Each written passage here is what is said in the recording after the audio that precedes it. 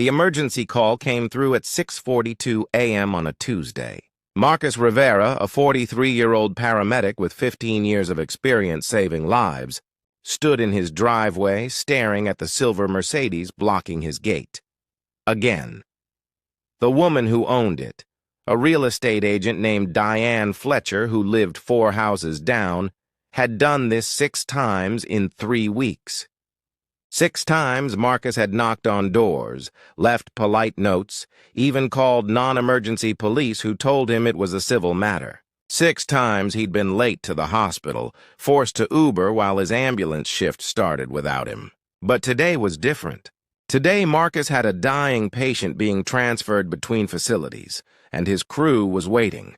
Today Diane Fletcher had finally pushed the wrong person too far. And what she didn't know was that the exhausted paramedic she'd been dismissing had spent the last week learning everything about blocking gates, property rights, and exactly how to make entitled people face real consequences. Before we dive into how Marcus turned this parking nightmare into the most expensive lesson Diane ever received, if you love stories where entitled people finally meet someone who won't back down, hit that like button and subscribe. Trust me, you'll want to see how this unfolds. This is a story in 3 parts. The violation that pushed a lifesaver past his breaking point. The confrontation where a paramedic's calm professionalism became his greatest weapon. And the resolution where parking illegally cost far more than any ticket. The first part takes you through Marcus's 3 weeks of hell. Every blocked gate meant patients waiting, supervisors questioning his reliability, and his own exhaustion mounting. You'll feel his frustration as he tried every reasonable solution, polite notes that were ignored, police calls that went nowhere, direct confrontations met with laughter. You'll understand the exact moment when a man who saves lives for a living decided that some people only learn through consequences, not courtesy. The breaking point came on a morning when seconds mattered, and Diane's entitled parking cost more than just his time. The second part reveals the confrontation that changed everything. Marcus had done his homework, and when Diane finally came face to face with the paramedic she'd been tormenting, she discovered he knew her business license number, her HOA violations, her traffic record, and exactly which laws she'd been breaking. You'll watch the power shift as a woman used to bullying neighbors met someone who documented everything and knew exactly how the system worked.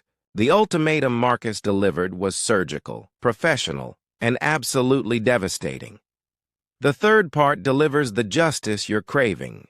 Watch as Diane's expensive car gets towed not to some random lot, but directly to the police impound. See her face consequences that rippled through her real estate career, her neighborhood reputation, and her wallet. The resolution includes a twist that made her punishment even sweeter, and a final confrontation that left no doubt about who won this battle. Marcus got more than his driveway back. He got vindication. Marcus Antonio Rivera had been a paramedic since he was 28 years old, working out of Harbor Medical Center's emergency response unit. At 43, he'd seen humanity at its worst and best. Car accidents, overdoses, cardiac arrests, births in taxicabs. He'd held the hands of dying patients and celebrated with families when miracles happened. His 3-bedroom house on Oakmont Drive was his sanctuary, the place he decompressed after 12-hour shifts that left him emotionally drained and physically exhausted. The property had a long driveway with a gate at the street level, perfect for his schedule that required leaving at odd hours without disturbing neighbors. Or it had been perfect, until Diane Fletcher moved into the neighborhood 4 months ago and decided that other people's property was her personal parking lot. The first incident happened on a Saturday morning in late August. Marcus had returned from a brutal overnight shift at 7 a.m., desperate for sleep, only to find a silver Mercedes ML350 parked directly across his gate. Not near it, across it, blocking the entire entrance. He'd stood there for 10 minutes, exhausted beyond reason, before walking down the street to find the owner. Diane's house was easy to spot, the one with the Fletcher Realty, Your Dream Home Awaits sign planted prominently in the yard. When she finally answered the door in a silk robe, coffee cup in hand, her response was a dismissive wave. "Oh, I'm showing a property across the street. I'll move it when I'm done." No apology, no acknowledgement that she'd trapped him. Marcus had waited 40 minutes, missing his daughter's morning call from college, before she sauntered out and moved the car without a word. He'd assumed it was a one-time mistake, an oversight from someone new to the neighborhood. He was wrong. 2 weeks later, it happened again. This time on a Thursday afternoon, when Marcus needed to leave for his shift at 5 p.m. The Mercedes appeared at 4:30, parked at the same angle across his gate. Marcus knocked on Diane's door. No answer. He left a polite note under her windshield wiper. "Please don't block my driveway. I'm a paramedic and need access for emergency shifts." He called an Uber, arrived late to work, and got a warning from his supervisor about reliability. When he returned home at 3 a.m., the Mercedes was gone, his note crumpled on the ground. No text, no apology, nothing. The third incident was worse. Marcus had been pulling out of his gate early on a Tuesday morning when Diane's car whipped around the corner and parked across the entrance while he was halfway out. She'd actually blocked him in deliberately, then disappeared into a client's house for a showing. Marcus sat there for 20 minutes before she emerged, laughing with a young couple, completely unbothered by the ambulance uniform or the visible anger on his face. "Relax," she'd said when he confronted her. "It's just parking. Learn to manage your time better." That was the moment Marcus felt something shift inside him, the same clinical detachment that helped him handle trauma scenes. If courtesy wouldn't work, consequences would. Marcus called the police non-emergency line that afternoon. Officer Davis was sympathetic but clear. Unless Diane's car was blocking a public road or a marked fire lane, it was a civil matter. He could sue in small claims court for damages, but criminal trespassing required proof of intent and repeated warnings. "Leave a certified letter," Davis suggested. "Document everything. If she keeps doing it, you'll have a case." Marcus sent the certified letter that evening, detailing 3 incidents, requesting she stop immediately. Diane signed for it on Friday. On Monday morning, her Mercedes blocked his gate again. This time, Marcus documented the scene thoroughly. Photos from multiple angles, timestamp, her license plate clearly visible. Then he did something he'd never done before. He researched Diane Fletcher. What he found was illuminating. She had 17 Google reviews, 12 of them 1-star complaints about aggressive sales tactics, missed appointments, and rudeness. Her real estate license was public record. Her HOA violation notices were filed with the county, and her driving record, accessible through a friend who worked in traffic court, showed 3 parking tickets in 6 months. Diane Fletcher was someone used to doing whatever she wanted without consequences. But Marcus Rivera was someone who understood that documentation, patience, and the right leverage could change everything. For the next week, Marcus prepared. He reviewed property laws, consulted with a lawyer friend about blocking access, and installed a second security camera aimed directly at his gate. He researched towing companies and found one that specialized in police contracts and property rights enforcement. He documented his work schedule, the financial impact of Uber rides, and the professional consequences of tardiness. And he waited, knowing that entitled people always escalated, never learned. On Tuesday morning, September 19th at 6:42 a.m., his phone rang with the emergency call. A patient transfer, critical condition, his crew waiting at the hospital. Marcus looked out his window and saw the silver Mercedes parked across his gate for the 6th time. He smiled for the first time in weeks, picked up his phone, and made 3 calls that would change Diane Fletcher's entitled world forever. The game was over. Now came the consequences.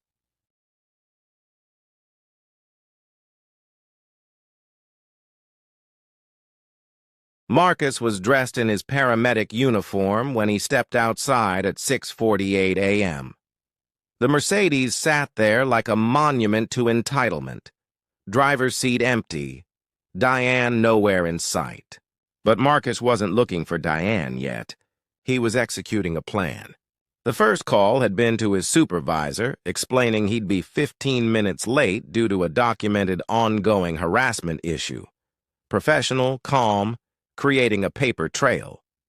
The second call had been to Atlas Towing and Recovery, owned by a retired firefighter named Tom Chen, who specialized in property rights enforcement. Tom's truck was already rolling. The third call had been to the police non-emergency line, informing them that he was exercising his legal right to remove an unauthorized vehicle blocking private property access, and that the car would be towed directly to the police impound lot per city ordinance. By the time Diane emerged from her house at 7:03 a.m., coffee in hand and phone pressed to her ear, the tow truck was backing up to her Mercedes. Diane's face went from confusion to outrage in 3 seconds flat. "What the hell do you think you're doing?" she shrieked, running toward the truck in designer slippers and yoga pants. Tom Chen, a man who dealt with entitled people for 30 years, didn't even glance her direction. He was already hooking the Mercedes's front axle, professional and efficient. Marcus stood near his gate, clipboard in hand, expression neutral. "I'm having your vehicle removed from my private property," he said calmly. "You've blocked my access 6 times in 3 weeks, despite written warnings and a certified letter. This is entirely legal." Diane's face flushed red. "You can't do this! That's my car! I'll sue you for everything you have." Marcus tilted his head slightly, the same way he assessed patients in crisis, detached, analytical. Actually, Diane Michelle Fletcher of 847 Oakmont Drive, licensed real estate agent with Fletcher Realty, license number R2847CA, you've been trespassing on private property and blocking emergency personnel access. I absolutely can do this. And I have. The use of her full name and license number made Diane freeze mid-rant. Marcus continued, his voice still perfectly calm, still perfectly professional.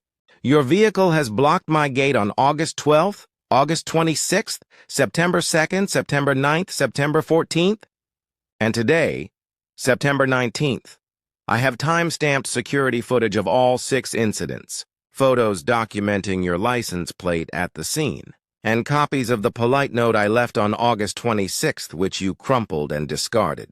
I sent you a certified letter on September 6th, which you signed for on September 8th, explicitly requesting you stop this behavior. You ignored it. I've also documented that I'm a paramedic with Harbor Medical, that 4 of these incidents made me late for emergency shifts, and that this morning you blocked my access during a critical patient transfer." Diane's mouth opened and closed, but Marcus wasn't finished. He pulled out his phone, showing her the screen. "I have your business information. Your HOA violation history, 3 complaints about aggressive client solicitation in the neighborhood, and I've already filed a complaint with the California Bureau of Real Estate about harassment and interference with emergency medical personnel. Would you like me to continue, or would you like to hear what happens next?" Tom Chen finished securing the Mercedes and walked over, handing Marcus a receipt. "All set. Police impound lot like you requested. She can pick it up after she pays the towing fee, impound fee, and any citations they issue." Diane turned pale. "Citations? What citations?" Marcus's expression didn't change. "Blocking private property access is a misdemeanor in California, punishable by fine and potential license suspension for repeat offenses. Since you're a licensed real estate agent, any criminal citation could trigger a review of your professional license. The police will determine what charges, if any, to file when you arrive to claim your vehicle. They've been informed of the ongoing harassment pattern." Diane's voice dropped to something between pleading and threatening. "You're overreacting. It's just parking. I'll pay for your Uber rides, okay? Just tell him to unhook my car." Marcus shook his head slowly. It stopped being just parking the fourth time I asked you to stop. It became harassment when you ignored my certified letter.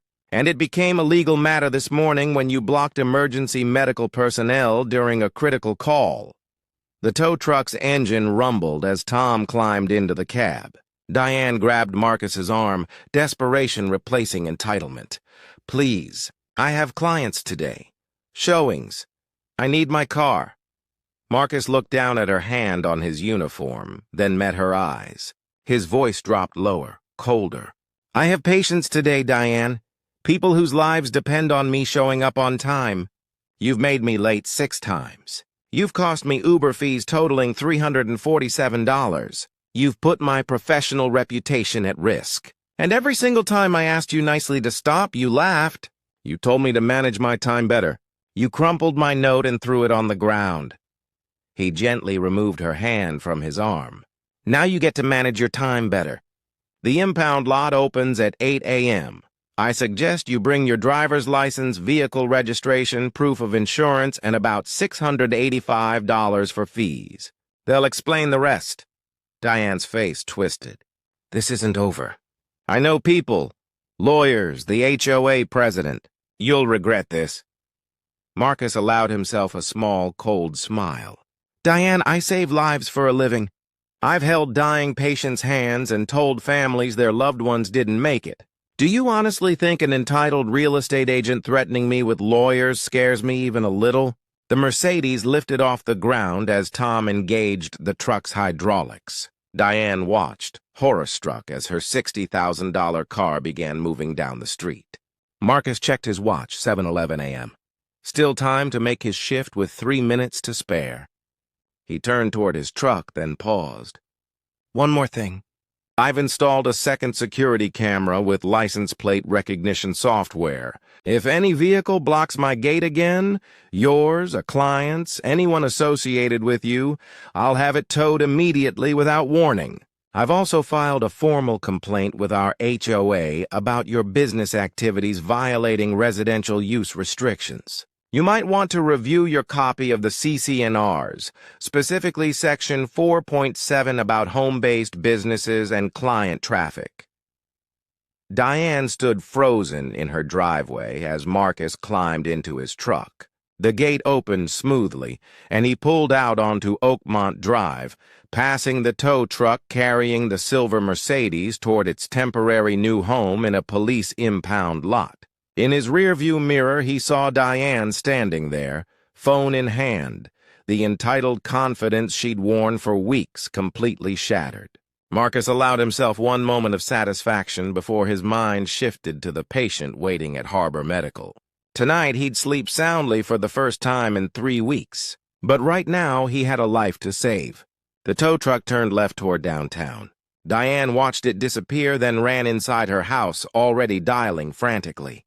Marcus Rivera drove in the opposite direction, his gate closing smoothly behind him, and for the first time in weeks, everything felt right again.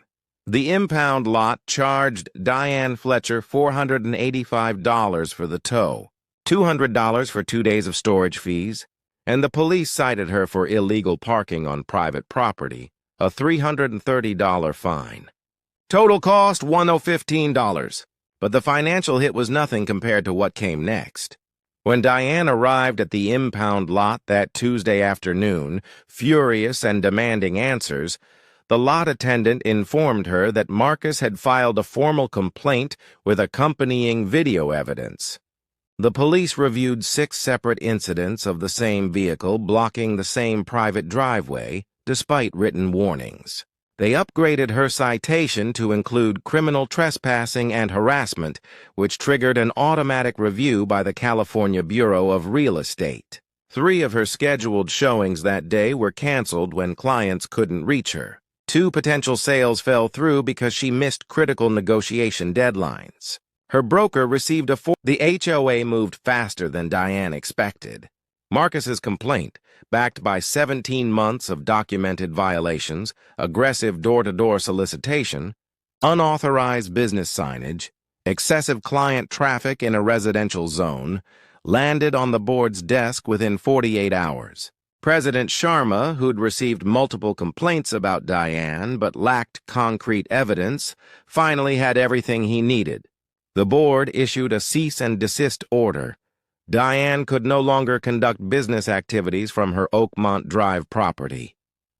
No client meetings, no staging, no yard signs. Violation would result in daily fines starting at $100 and escalating to $500.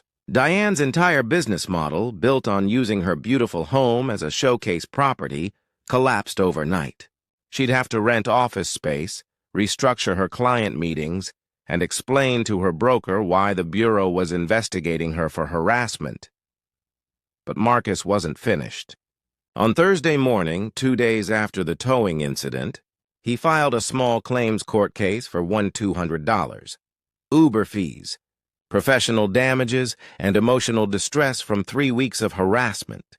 He attached the security footage, time-stamped photos, the certified letter with Diane's signature, and a statement from his supervisor about the professional impact of repeated tardiness.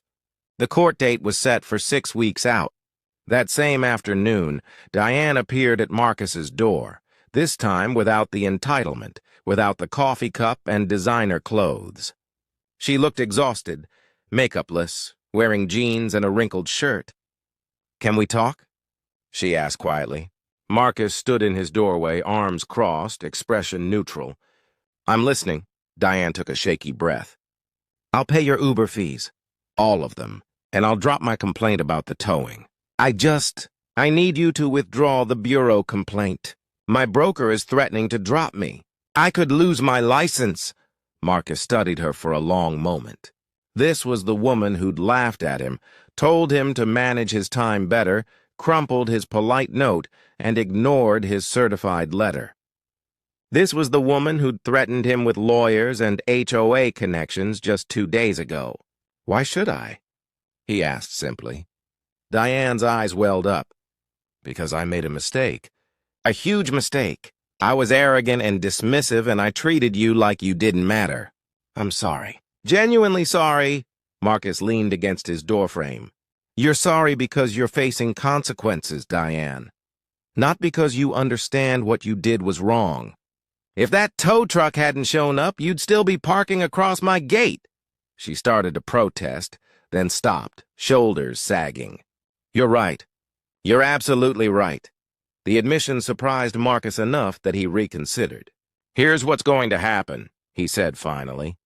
"You're going to pay me $200 for the Uber fees and damages. Cash by Friday.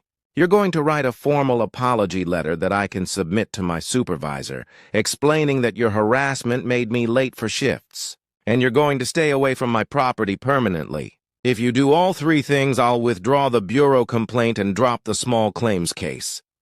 Diane nodded frantically. "Yes, all of it." "Thank you." Marcus held up a hand. "I'm not finished. You're also going to volunteer 50 hours at Harbor Medical's community outreach program. Administrative work, filing, whatever they need.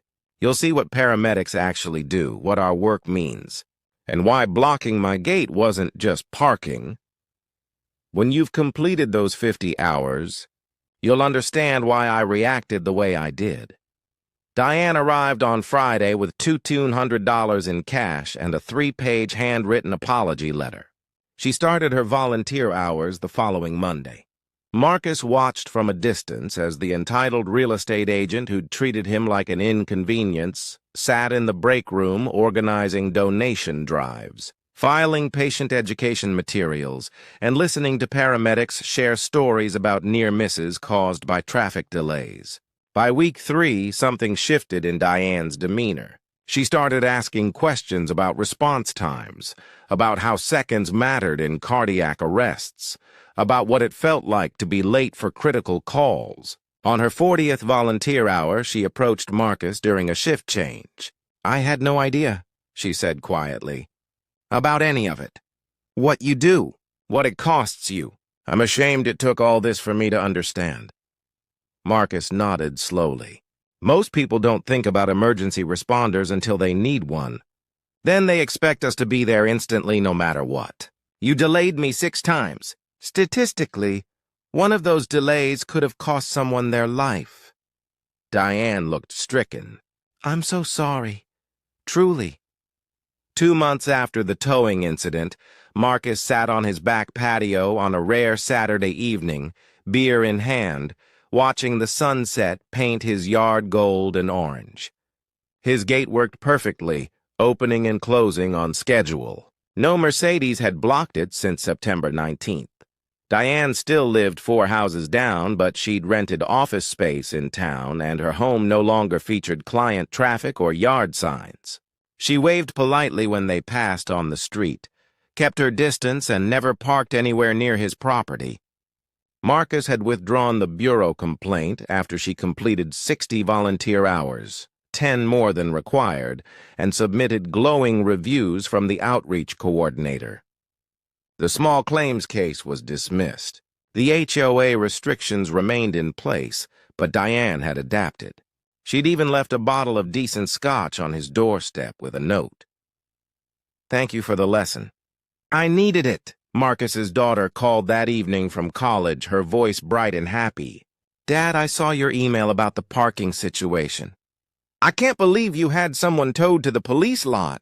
That's so badass, Marcus laughed, sipping his beer. Sometimes people only learn through consequences, Mika. I tried being nice for 3 weeks. His daughter's voice turned serious. You know what I love about this? You didn't lose your temper. You didn't yell or threaten. You just used the system the way it's supposed to work. You documented everything and let the consequences speak for themselves. Marcus smiled, looking at his gate, his driveway, his sanctuary. That's what they don't teach you in paramedic training. Sometimes the best way to save yourself is to stop expecting others to care about your emergencies. You have to care enough to protect your own peace. Marcus had learned something profound through this experience. Entitled people existed in every neighborhood, every profession, every community. But they thrived on others' unwillingness to enforce boundaries. The moment someone stood firm, documented thoroughly, and followed through with real consequences, entitlement crumbled. Diane Fletcher hadn't been a bad person. She'd been someone who'd never faced meaningful pushback.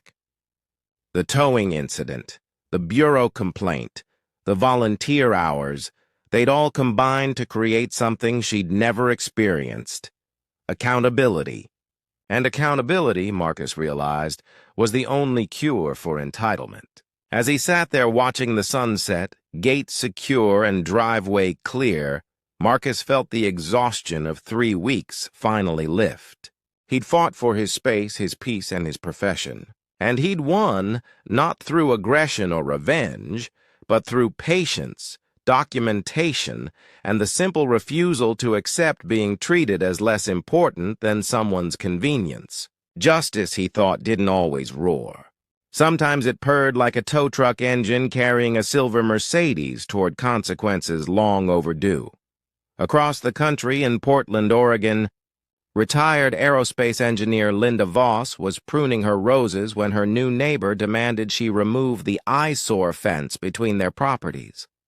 The neighbor, a tech executive named Brad, wanted an open concept yard for his golden retrievers. Linda smiled, the same smile that once preceded complex satellite trajectory calculations, and pulled out the original 1967 survey map showing her fence was 2 feet inside her property line, making his deck technically trespassing on her land for the past 3 months. Please, she said softly, keep making demands. I'd love to know who thinks they can bully a woman who calculated orbital mechanics for NASA into removing a fence that predates their birth. Brad's confident smirk faltered. But that's a story for another time.